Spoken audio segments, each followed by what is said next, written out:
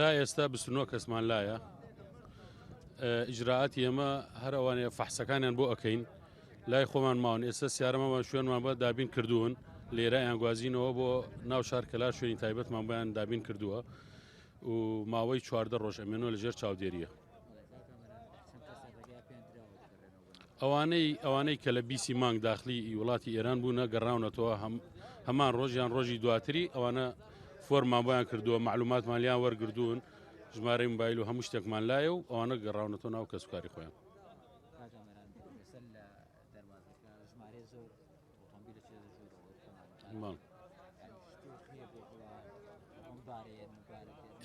ئێمە وەکو خۆپاراستن ڕێنماییمان داوەتە هەر هەمویان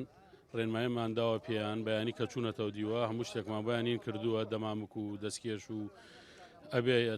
تەدفیعی سیارەیان ئیشبات گەرم بێت ناو سیارەیان وتمانە دەکرد تاش ئەتوانن لە ناو سیارەدا نەبەزن